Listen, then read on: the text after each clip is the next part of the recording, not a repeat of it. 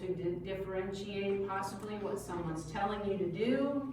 You don't read lips very well, so it can become a safety issue. And our ears do two things, really. They allow us to hear, but then they allow us to also have balance. You know that if that fluid is off in there and then you get dizzy and you're not balanced, that has to do with our ears. So those are the two things that our ears are going to do. So just quickly, I just put a picture up here of this just because we have a whole lot. You know, you need to know the sections of the ear, the external, the middle, and the inner ear. What parts of those include what? So on the external part of the ear, it just includes the auricle and the auditory canal, the beginning of it, which is where we can get, you know, cerumen, earwax. We can also get it down deeper, but usually we'll get it there. The middle ear is our tympanic membrane. And then it also has those ossicles in there called the malleus, incus, and the stapes. So if you look at that picture, you can see them there. And then in the inner ear, that's where we see the snail, cochlea, and the labyrinth. And that's usually where you're gonna, if that is full of fluid, potentially full of wax. I mean, you don't usually get wax down quite that far, but I suppose you could if it's packed in there. You're going to see the dizziness when the fluid is not balanced in those areas. So make sure you can cut up the ear in 3 parts and you know those parts. So let's talk about when we do an assessment of the external ear. You guys remember from doing an assessment, obviously you're looking to see, when you look at my face, are my ears symmetrical? All right? Are they about the same height on each side? We're looking for that. We're looking for symmetry. We are looking for, obviously, any kind of sores. If our patient, remember, has oxygen tubing or even any other kind of tubing that's on the ears, we can have skin breakdown back there. So we're going to assess that, assess it for that dryness. We're going to assess for when we start to look in the ear, you know, you pull up, right? Up, or is it down? Up and down. That's right, up and back for an adult. And that's how we would put drops in there. We would do that. Also, just to look in there, you want to do that. It opens up that canal.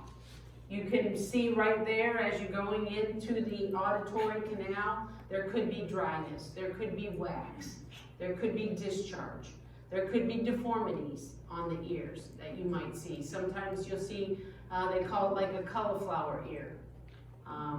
It looks like a piece of cauliflower. So you're looking for any abnormalities in that way. Then if you take an otoscope, which has a light on it, has a tip on it so it can go down into the tube. The thing about those is to remember that everybody's canal is not the same size. So you shouldn't use the same size tip on that otoscope for everybody, okay?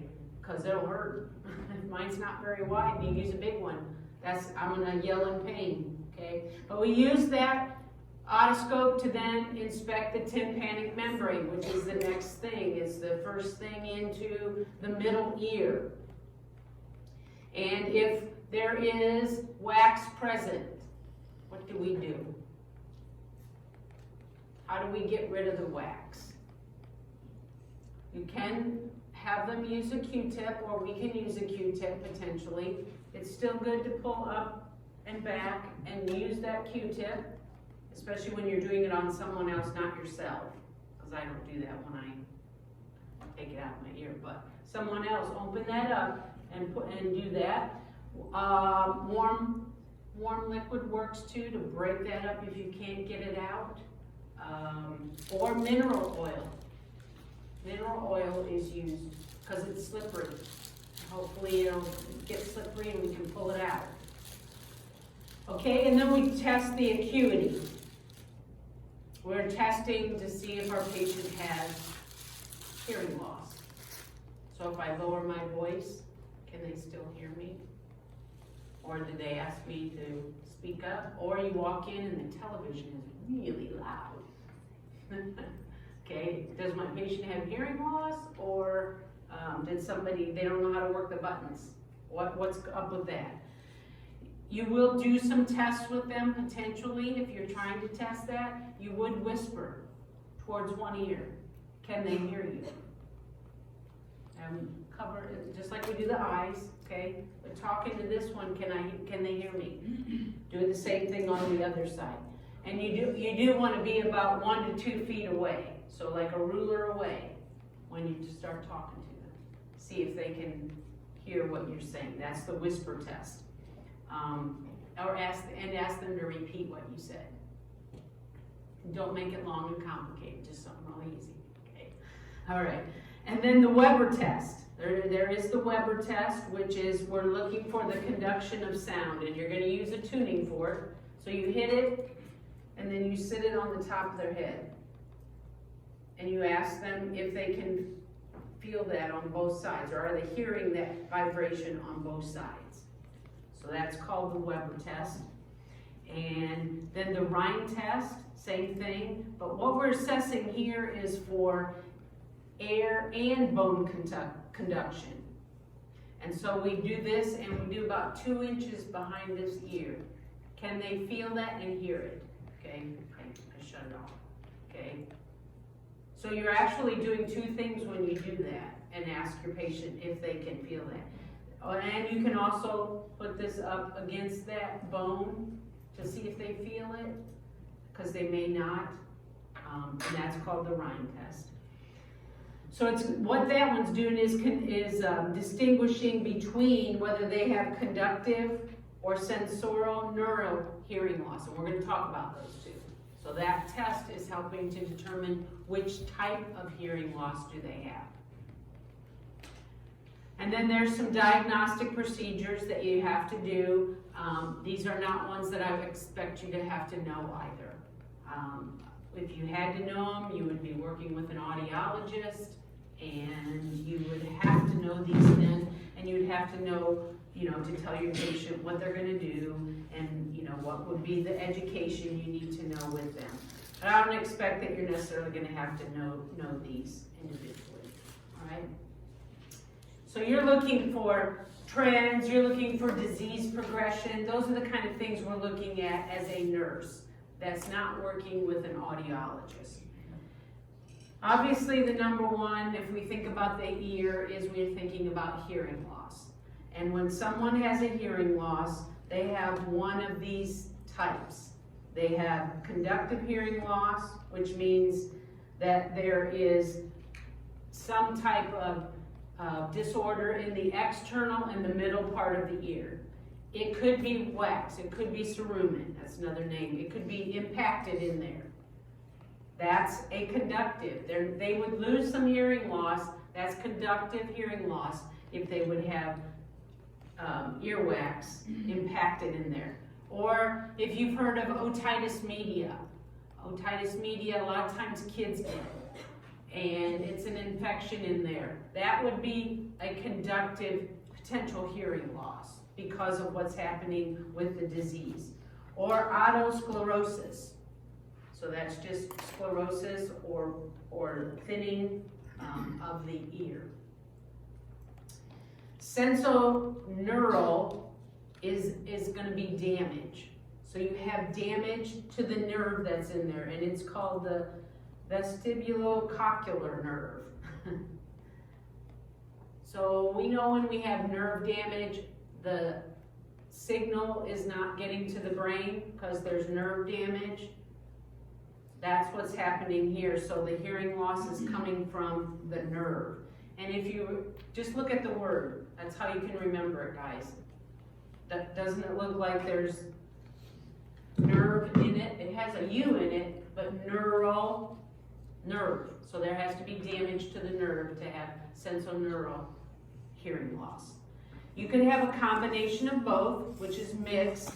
You would have both conductive, and it could be related to two different things, or possibly the same thing. The last one is a functional hearing loss. This one's hard to understand. We will talk more about this when we do mental health in your very last term here as nurses before you graduate. And there is such a thing as a psychogenic hearing loss. A person doesn't actually lose their hearing, but they tell you they can't hear. Psychological, it's difficult to understand, I get that. I'm not going to go into that here, but there's nothing physiologically wrong. They do not have hearing loss. They've done the test. There's not a disorder like otitis media. There's not impacted earwax. There's no nerve damage. They've done all the tests. This person does not have a hearing loss physiologically. Psychologically, they think they cannot hear. Okay, so that's functional. All right, so what are the manifestations of hearing loss? Well, you're going to have some potential early symptoms like tinnitus, which is ringing in the ears. Patient says that they hear ringing. Some people have this and it's a side effect of medication and it doesn't go away. And some people have tinnitus and it doesn't go away. But this could be an early symptom that there's potential, hearing loss in their future. Also, sometimes people start to, in a group, they can't hear the conversation. That's kind of how my husband started with his, because I always thought he was just so disengaged. He could not distinguish all the different voices that were going on in a group, like when we sat at the table, like for Thanksgiving. Unless you were close to him or one person was talking, he could not get the conversation. That's a potential manifestation of hearing loss. When you see them turning up the volume on things and you're walking in, it's not enough, or they say, could you turn the television up really loud when you walk in the room? That could be a potential manifestation that something's going wrong with their hearing. So if there is an actual impairment though, obviously it can be like the eyes in the sense that it could be gradual or it could be, quickly onset. More than likely it's probably going to be gradual and it's not recognized by that person, and they start to develop hearing loss. So as they develop a hearing loss, it will more than likely deteriorate and get worse and worse. Some people, hearing aids work, but depending on what's going on, hearing aids don't work, right? But you may experience with that deterioration, then they don't speak well. It sounds funny. Well, have you ever talked with someone who's deaf and their speech sounds different because they can't hear themselves? So they're just speaking. There may be a lot of social isolation. If I can't hear, I don't want to go to Thanksgiving. I don't want to be in a group. I don't want to go to church. I don't want to be in a Bible study. I don't want to go to, AA. I can't hear. So they begin to withdraw and socially isolate. That could be another thing that you see, but as the hearing loss deteriorates, you'll probably see more and more of that. So when you communicate with someone who's hearing impaired, what do you need to do? If you can lower your voice to a lower tone, they can hear it better. That's why when patients can't hear, we automatically just get louder. When you get louder, your pitch, your voice goes up in tone. They can hear you less. So just take a breath, don't get louder, lower your voice. And they'll probably be able to hear you without yelling. Is that because maybe the vibration? What's the Yeah, yeah. It is actually physiological. It's not just something, you know, that was made up. They actually can hear the tones better that are lower. Okay? So, and talk in your normal voice. If you're a person who tends to talk very fast, you probably are going to need to take a breath and slow down, because sometimes they're trying to read your lips as well. So you might have to do that. Speak slowly and distinctly. Make sure you're maintaining eye contact with them, for sure. You may not have to raise your voice if you just look at them. Reduce the background noise, okay? If you're really trying to do an educational piece, teaching, talking about meds, anything post-op, shut the television off. If there's other people in the room, you might ask them to step outside or at least whisper while you're trying to talk to your patient who is hearing impaired. So reduce the background noise, distractions, face them, get their attention. Like when your kids were little and you said, look at me. And then you told them what you needed to tell them, because otherwise they're off thinking, you know, doing other stuff. Same thing with a hearing impaired person. If they have one ear that's better than the other, obviously stand on that side of the bed. If it's documented, you need to make sure, and it might be the far side. So every time you walk in the room, you're not thinking, I need to go around to the other side of the bed. But if that's the way it is, the way it's set up, do that. They'll be able to hear you better. And use facial expressions. Once again, back to therapeutic communication. If what you're saying doesn't match your face, they're going to believe your face. So smile at them, let them know that you're there to help them. So your facial expressions and your gestures make a big deal. And if necessary, if you need to, most places anymore have these boards, especially if we know it's a hearing impaired person. I know I've seen them at the nursing homes because a lot of elderly people begin to lose their hearing, and they have pictures on them and they can point to them, or they can write on it. They can write on the board and wipe it off. If we need something like that, your hospitals have those as well. And they may have more things than that nowadays with technology. So some of the conditions of the external ear. We talked about if you had an impaction of the earwax, of cerumen. What's going to happen in here is you're going to have to irrigate it, you're going to have to suction it, use some type of instrument to get that out if it's impacted. If it's just there, you know, we're supposed to clean our ears every day. If it's just, you know, like they do it weekly and there's a buildup, it hasn't gone down, it's not impacted. So you might not have to do all these, but if you have impacted earwax, you're probably going to have to irrigate, you know, use the emesis. Do they show you this in lab anymore? No? They don't do it as a pure checkoff? You know, you can lay the emesis basin right here and shoot that in there, irrigate so it runs in and then it runs into your emesis basin, right? And then if you have to suction, there's an instrument you can suction and pull it out. Some other things that you can use is glycerin, mineral oil. You can use peroxide in the glycerin. And it helps to soften it. Leave it there for a while. Every person lay like that. Leave it there for a while, and then hopefully it'll irrigate out. So there's different things to do for that. So if you have something foreign in there, any of your kids ever stuck French fry in there, or usually they stick those up their nose, but if they stick something in their ear, and it could be an elderly person's doing that because maybe it itches.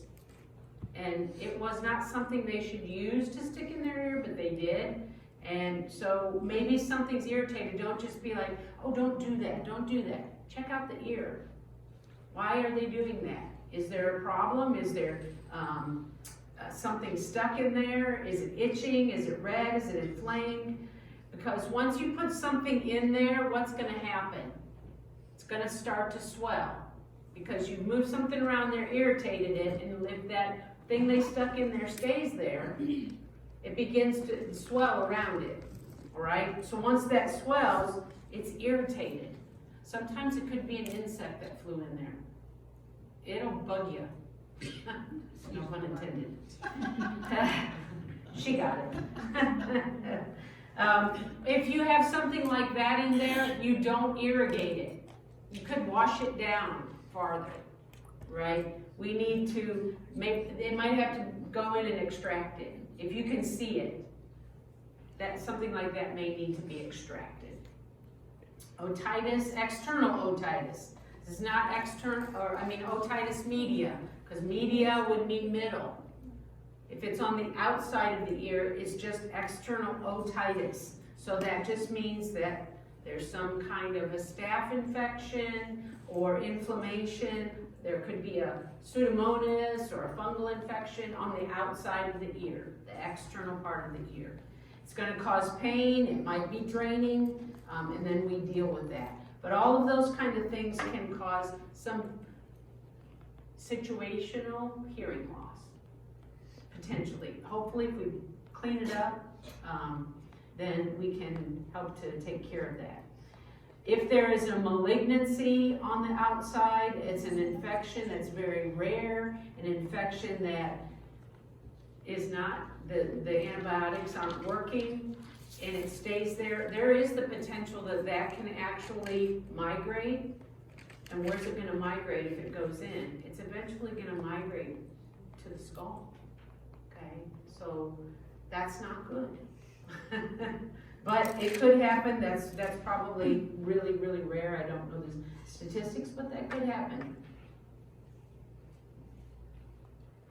How we get medications down there, if needed, if we have something that's blocking it, or it's closed off with swelling.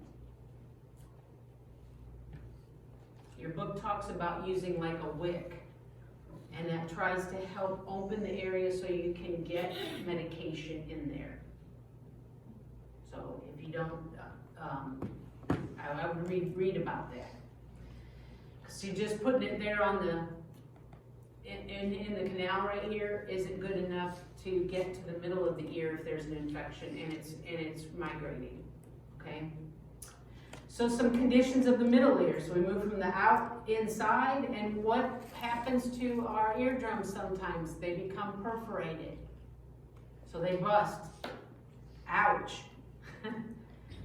Mostly this happens in children, and it can be bacterial or viral, but their tympanic membrane perforates. It does hurt. They have a lot of otalgia.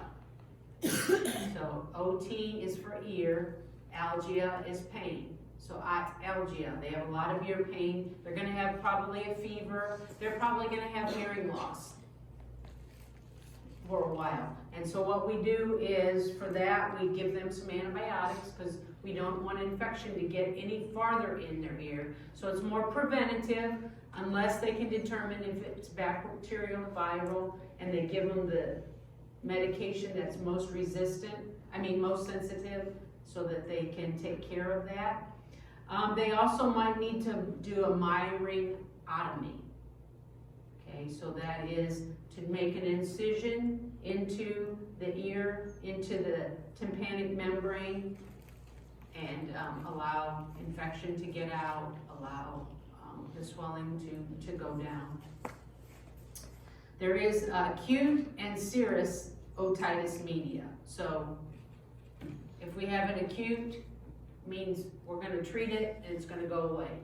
It's just short term.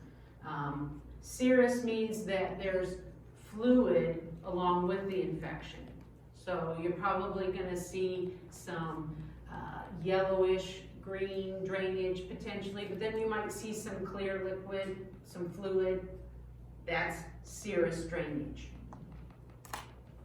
And they can have chronic otitis media, which means, and a lot of kids, I've seen kids, because I used to do clinical at PEDS or at Children's Hospital, and they come in often, or in the doctor's office. They come in and have earaches a lot.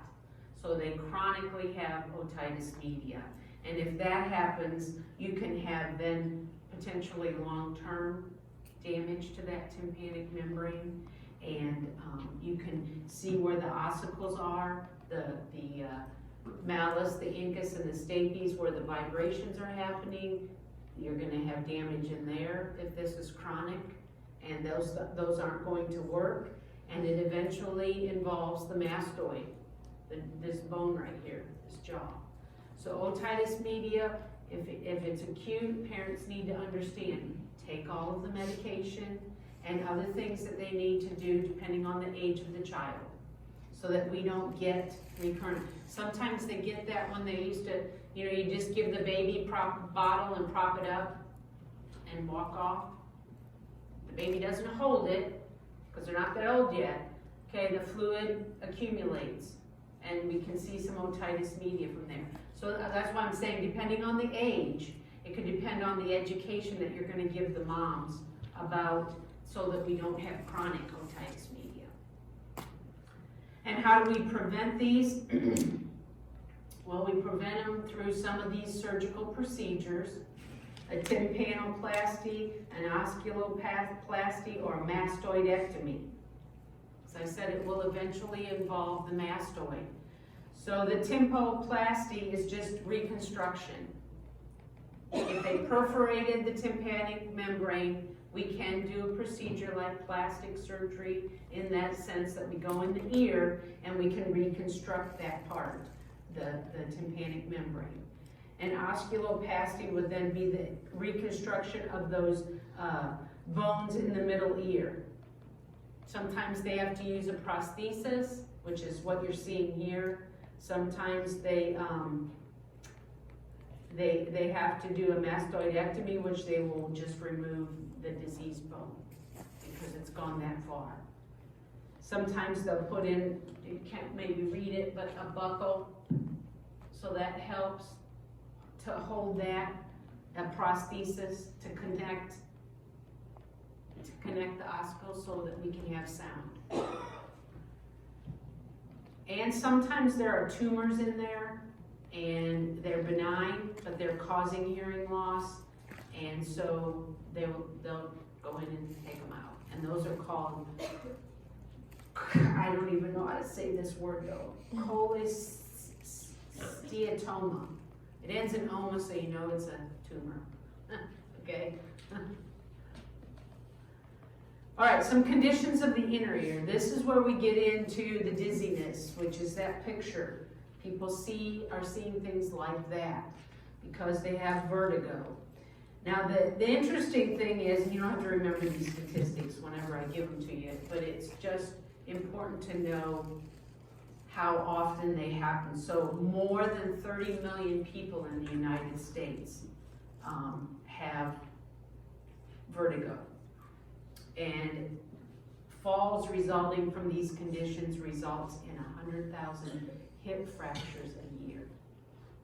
So when people are dizzy, and especially our older people, it could be related to hypertension, but it could be related to a middle ear infection or a middle ear, something's going on.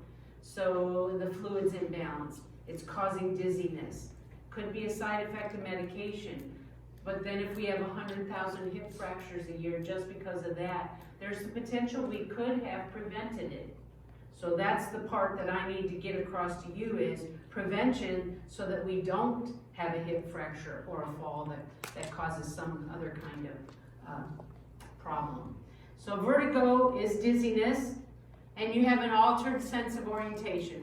Probably most of us have had dizziness at some point in our life. We know what that feels like, short term, hopefully, not long term, and you get the illusion that either the room's spinning or you're spinning. You're not really, but you are. What's that? When you're drunk? Okay, I don't know what that feels like, but okay. Nystagmus, all right? So involuntary rhythmic movement of the eyes. This is a vestibular dysfunction. If that's happening, you're not seeing things clearly. So it's almost an induced type of vertigo or an induced type of dizziness if someone has nystagmus. Meniere's. You heard of that? Meniere's disease. And then that's the abnormal fluid balance. So you don't have a balance. It's abnormal. And it could be caused from vertigo, from tinnitus, which is ringing in the ears. It could be caused from a sensorineural hearing loss, which we know that has something to do with the vestibulocochlear nerve, because it's nerve damage. So Meniere's disease could be happening from a lot of different things, but it's that balance is not taking place that we want to have in the ear. So that person could be nauseous and vomiting just because you're dizzy. That can happen. That could be because they feel that pressure in there and it just makes them want to, upchuck. Also, what are we going to do for these patients? Obviously, there is medication. There is a medication called meclizine or Antivert. And they take that, and that does help with this imbalance of fluid. Meclizine or Antivert. Put them on a low sodium diet. Why? What's that?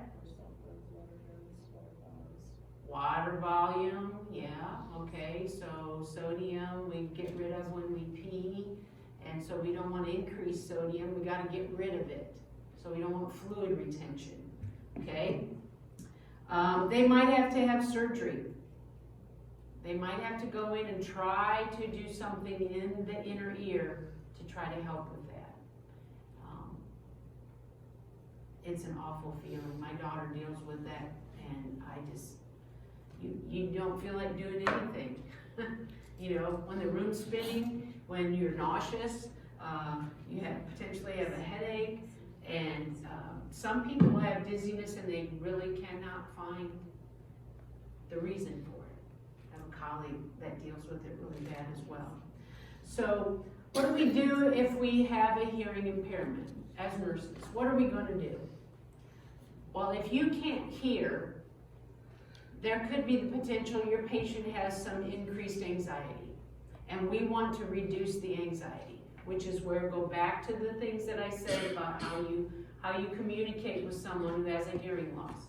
If you seem anxious and excited and upset and your voice is loud and you're just talking at them instead of to them, then they're going to get anxious because they can't hear you. Okay? Think about if something happened and they could not hear that somebody yelled fire. Your anxiety would go up. Why are all these people running? Okay, I better run, but I don't know what's wrong. What's happening, okay? So we want to make sure that we can reinforce with them patient education, supports that they can have, whether it's a service animal or something to decrease the anxiety, because if they're going to have a hearing loss and it's going to deteriorate, they're going to have to learn to live with that. So we don't want them to be anxious on top of that. So we try to help with that. We want to try to relieve the pain. A lot of the things that I've talked about cause pain. A lot of these hearing, not just losing your hearing, but what's causing it causes the pain. So we want to try to alleviate the pain. We can use medication. We can use sometimes warm compresses if it's an infection, and have people put pressure on there so that they can cover that up. Some of those kind of things will help reduce the pain. We don't want them, this is a safety thing, so we don't want them to have an injury, so we're going to try to prevent that. We're going to tell them there is medication that can help them. What's the medication that helps with nausea and vomiting? What's the classification? Anti-nausea, anti-medic, right. So we can give them medications that will help with the nausea and the vomiting. Also, we want to communicate. All those things we already talked about. And then if they have an infection, gonna monitor signs and symptoms, right? Is it getting worse? What's the temperature? Is it going up, going down? Are we having more drainage, less drainage? More pain, less pain? We wanna make sure that we help them to understand to not contaminate. So like when they take a shower, if they, we have to cover that ear up, but there's drainage. We don't want that to get on the sheets or the towels. We want to wash them afterwards, so you don't reuse the same towel. Water, we don't want water to get in the ear, so we're going to cover it because that could cause a lot more damage. They have more fluid in there, and so when they wash their hair, what position might they need to be in, or maybe for a period of time they use that waterless shampoo and wash their hair. There are things like that. Patient education, all right? So medications. Know your medications so that you can talk to your patients about what are some of the side effects. And this is not in relationship to hearing loss. It might be a medication that could temporarily cause hearing loss, like from tinnitus. So it could be a medication you guys are giving on the med-surg unit. So you gotta know your medications so that you can educate your patients. What activity restrictions might there be if there is a hearing loss? Like, they can't hear at night when the lights are dark, so maybe as the night nurse you don't shut the lights out so that they can get to the bathroom and they can see because they can't hear real well. All right, so safety. If they've got vertigo, they don't need to be walking by themselves. If they have a walker, they need to be using it. I don't care if they're just going from the bed to the chair, sitting right next to them. They need to use it so they have something to focus on and feel. Or they've got to push the call light and ask for help.